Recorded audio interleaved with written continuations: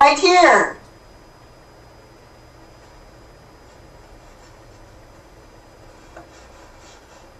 Here you go, let's play it.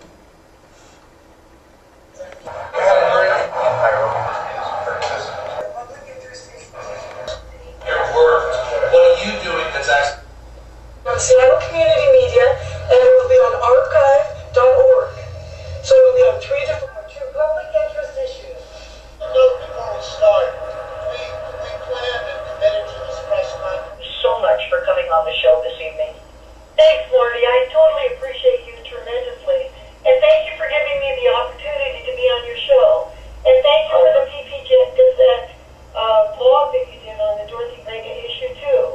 You know, I'm working on 3 different from Seattle Detective in major cases to one all the way to the screen. So that is my movies. You can find it on Seattle Community Media, archive.org, and now on YouTube.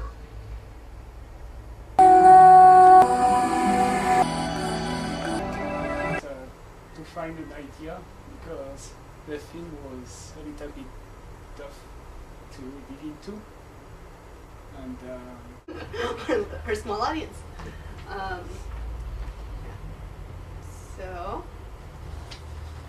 let's see. Minute Movies is, we meet monthly at Seattle Film Institute, and every month we have a different theme.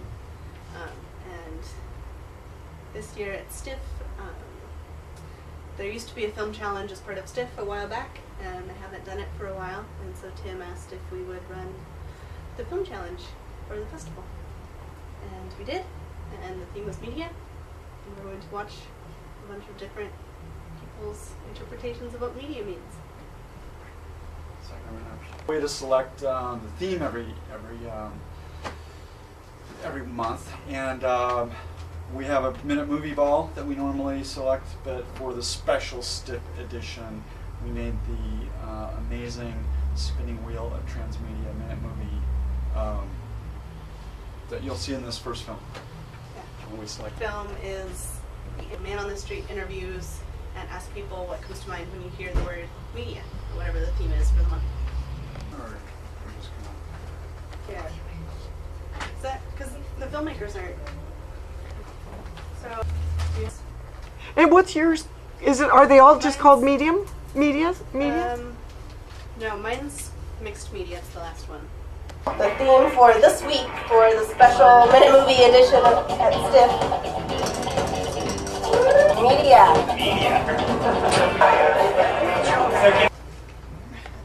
Any thoughts?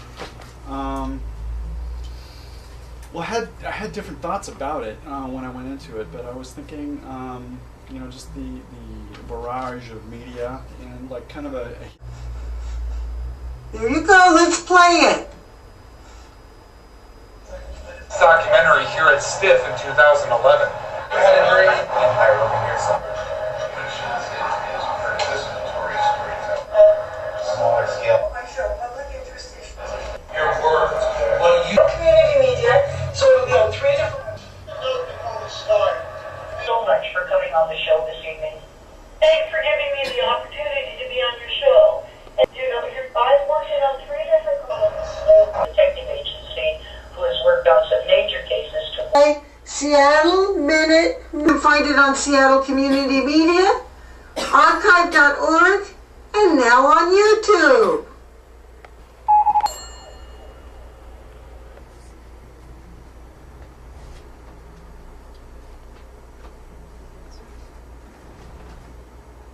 And these are the ballots for these minute movies.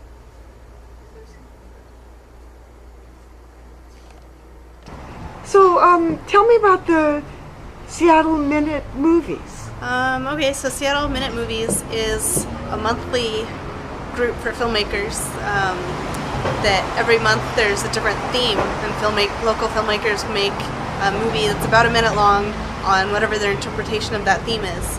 And then we screen the films at Seattle Film Institute on the 3rd Sunday of every month. Well, thank you for doing this at STIFF. It's just so wonderful. Yeah, and so with STIFF, it was great to have this opportunity to be part of their festival. And we have it right here. Grand Illusion.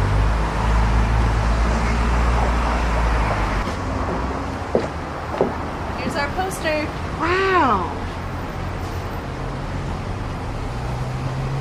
Do it. Come on. Then I can take my glasses off. Is that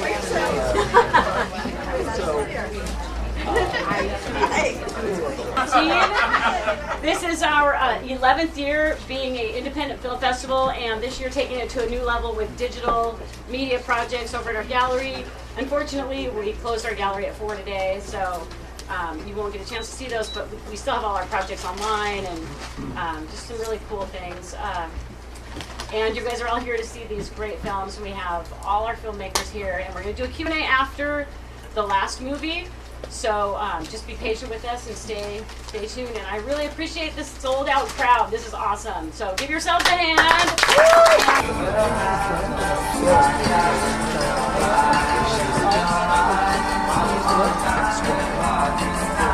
We had a short film, Tears of the Fallen, right? Where's our filmmakers there? Debbie? You know. Kind of had this conversation last night. Yeah, we were able to show this film twice, so it was fun. So let's just kind of start with telling us how you got connected with the director. Okay, so the director of this film, his name is Roger van Beek Kakelen, and he's Dutch. And he would have loved to be here, but he's filming right now in Madrid, and he's also doing some pre-production stuff for our next film, which will be filmed in Spain. It's a short feature called Siesta. But I also wanted to, before I talk a little bit more about that, I wanted to introduce someone. I have a person who's kind of acted as my literary assistant, and she's got her degree in creative writing, and she's going to go to Sarah Lawrence and pursue a master's. But I know I wanted to introduce her because she might be back with her own film. Great. Yeah. Was this the first kind of writing project you've been involved in that was turned into a film? This is the first, because I've done travel writing, and I have written a lot about this story, and I'm working on a novel that's loosely based on the character of Renee, but there's a story in this book that just came out. You can find it in bookstores. I have a couple copies up here, but it's a longer story about the making of the film, because you just kind of see in this the tip of the iceberg as far as the stories that go with every single member of the crew. Renee collected all of the stories. You heard a little bit about what happened to one of the men who died, but he collected all of the stories of the 10 crew members and brought back these 2 survivors, but he also brought back the family members of the fallen soldiers. And there are plaques all over Paris for each of them, and so we just premiered it actually in Paris, which was really fun because they knew all the neighborhoods and all the areas, and so they could go see the plaques for the American Victory in Europe Day. And quite often during the filming and during my communications with him, Renee said, I wouldn't have made it another winter. And he's probably right, because the conditions in Paris at the end of the war were that they had no meat coming in. They had no meat coming in for almost a year. And kids weren't growing. They were snatching men. The Germans were snatching Frenchmen off the street and putting them on trains to go work in Germany. So a lot of men just disappeared and were never heard from. And actually Renee's father disappeared for 3 days.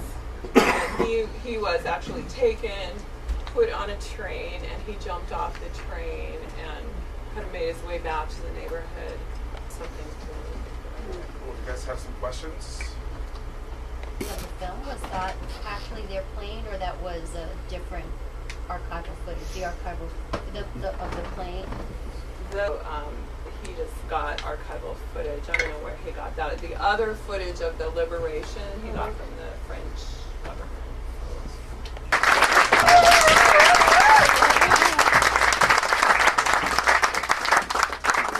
Good job promoting your screening and getting everybody out at such a nice day. Thank you all. Like living here in Seattle and something going on in a strange foreign country kind of thing.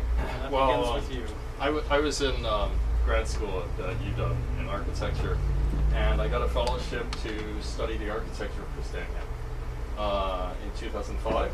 So I went there for 5 months and studied it, and Robert was in the documentary film program at the same time, and moved to Copenhagen, and I showed him around, and we got the idea for making the film then.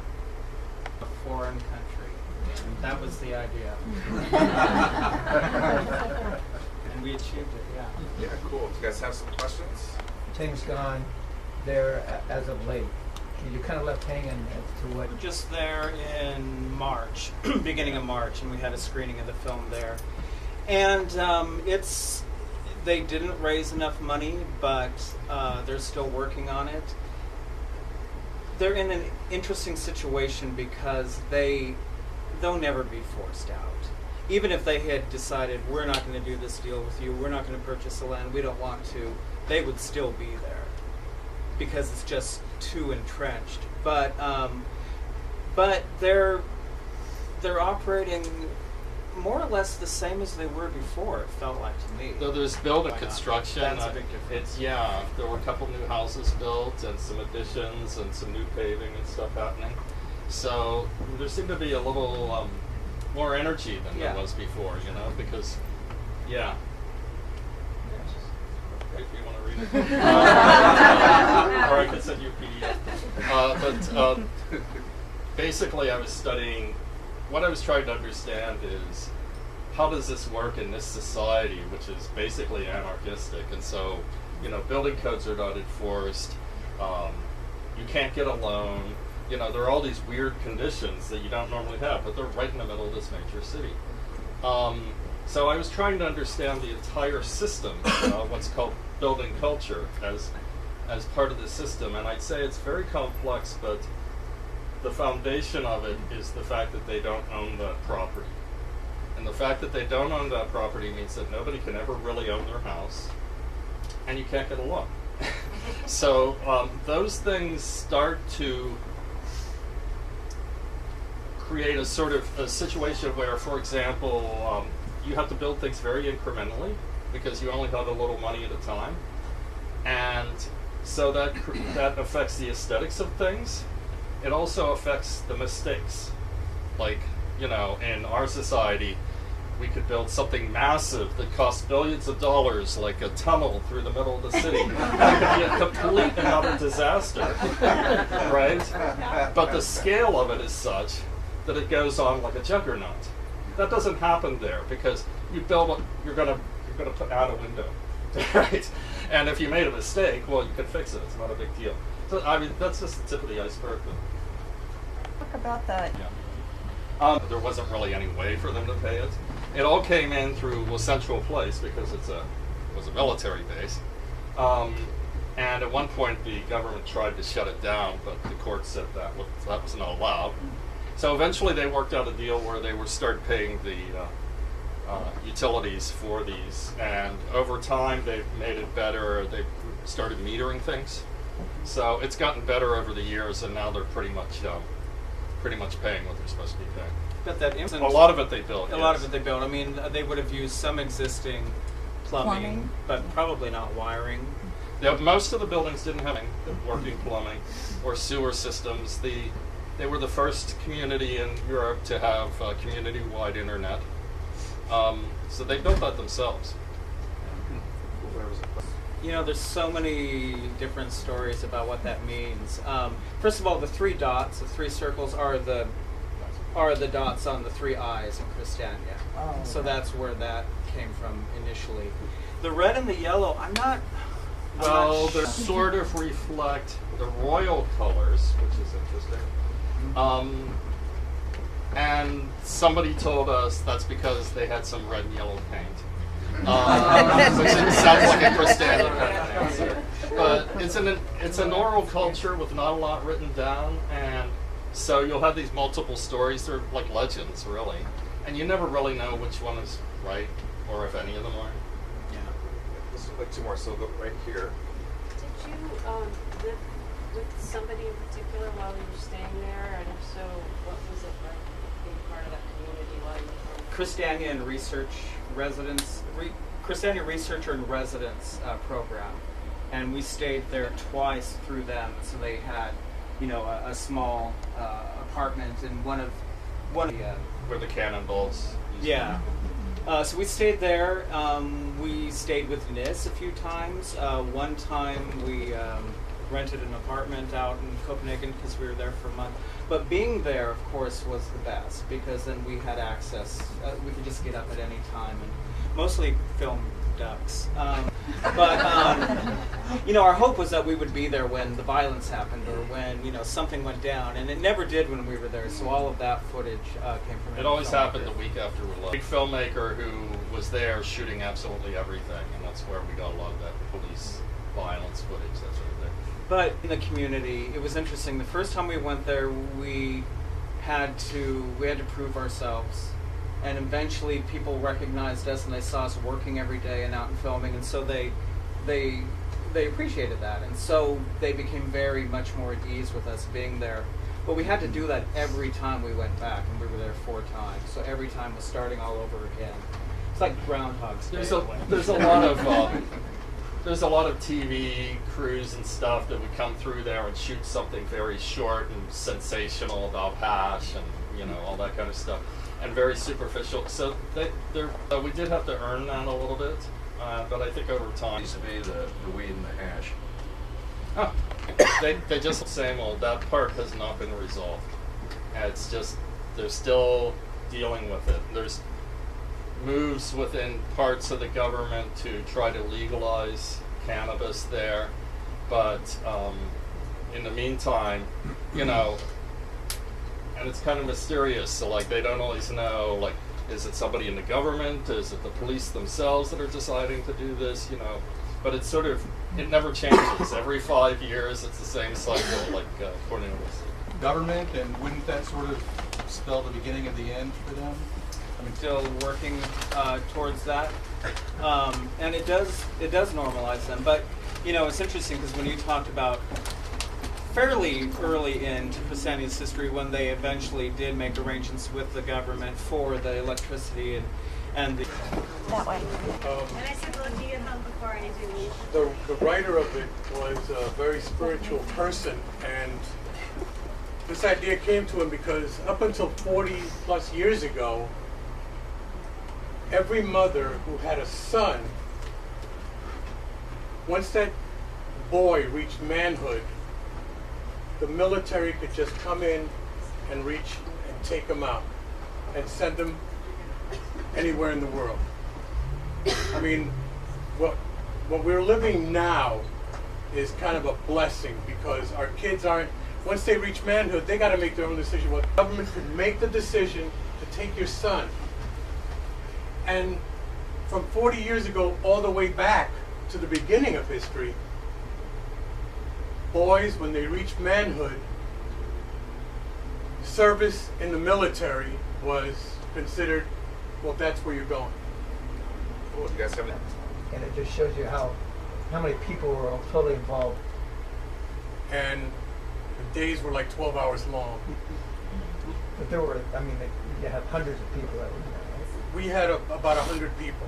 And of course, when you have horses and people and horses with riders with swords riding through, it's it gets to be a little hairy sometimes. Let's start here. Yeah. Oh, take it out one.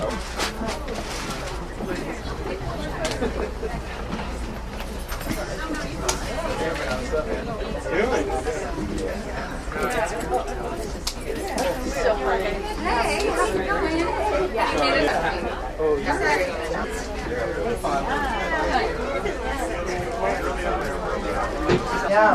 Yeah. See, this is how it was going. Perfect. There you go. Ready? Oh, here. Give him a hand. If you guys are ready. Brain set. I know. We do this with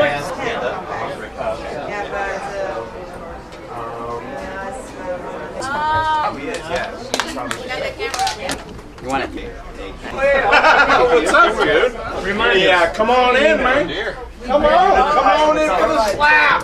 Slap. I'm thinking about this row here on my. You sit anywhere you want, man.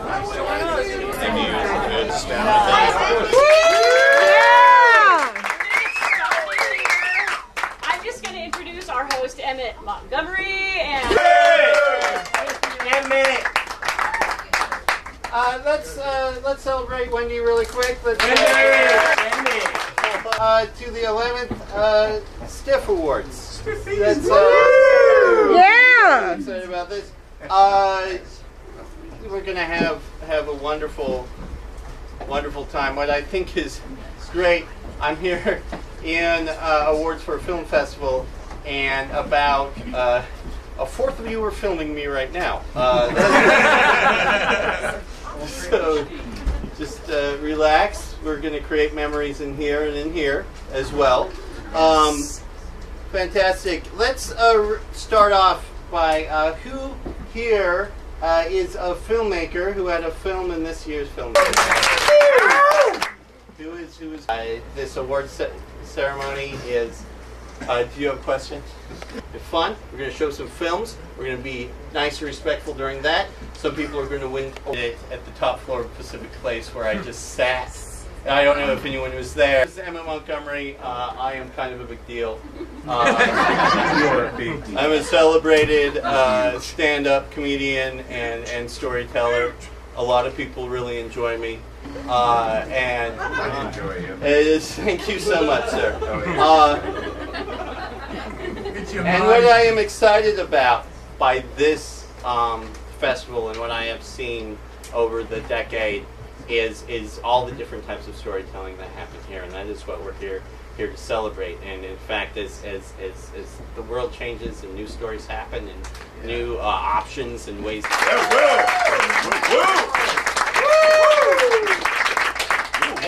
I think Emmett uses the word adult very usely in that. Yeah, very.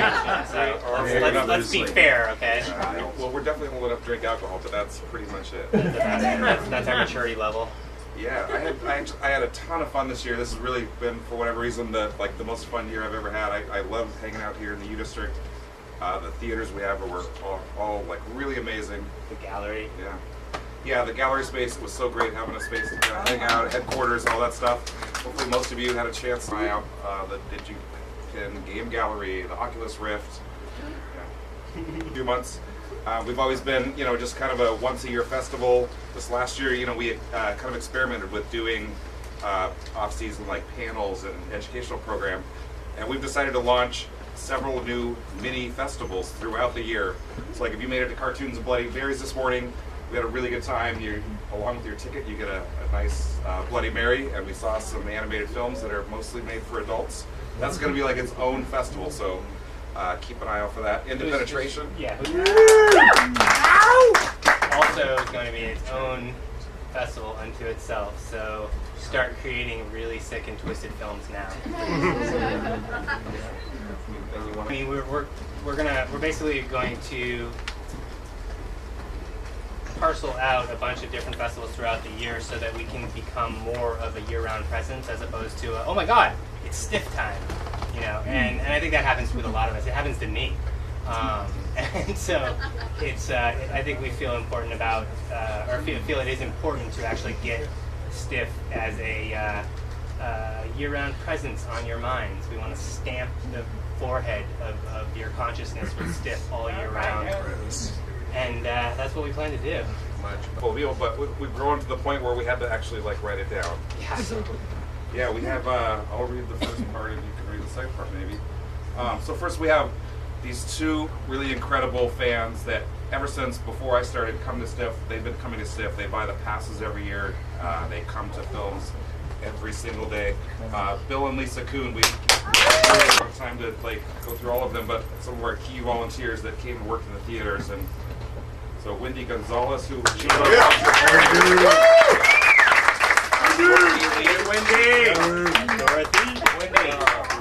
Lee Dancy, he's our audio tech guy, and he's probably working on the gallery, so we have a sound system. Mark Carr, he was the tour guide for the Oculus Rift. Worthington, Alex Willis, Arlene DeCarowe, Dylan Hopper, Jessica Z, she's been shooting all of our stuff. We appreciate it. Matt Harrison. Naratha, we had an intern contact us this year from Bali in town going to school. And so, yeah, he came and worked on it and did some office work for us. Michelle Locke, Phil, Amarex, Susan Johnson. Stiff, and I love the heart and the spirit and the soul of this festival.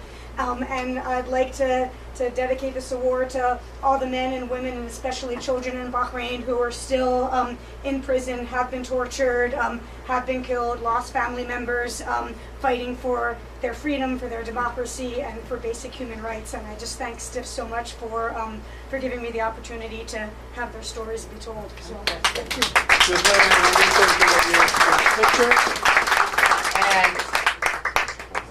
And where can we see this film? The next screening in Seattle will be at the end of August at the Seattle Arab Fest, and there'll be other screenings. It just premiered. Witnessbahrain.com is the website, and if folks want to get on screenings, then contact me afterwards, and we'll make that happen. And now let's watch the trailer. So thank you so much. It's been a long haul, and people seem to like the film, which, you know, after 8 years, you're like, what are we doing? But, you know, it seems to be getting a good audience, so we're very happy. Thank you.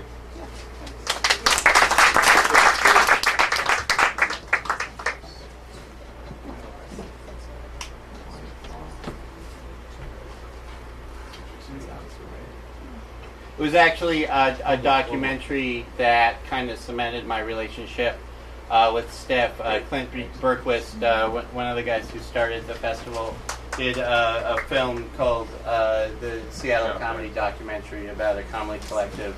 That seeing that film and that gate to it, and it's really beautiful. And so. And then I can take my glasses off. Is that what you're saying?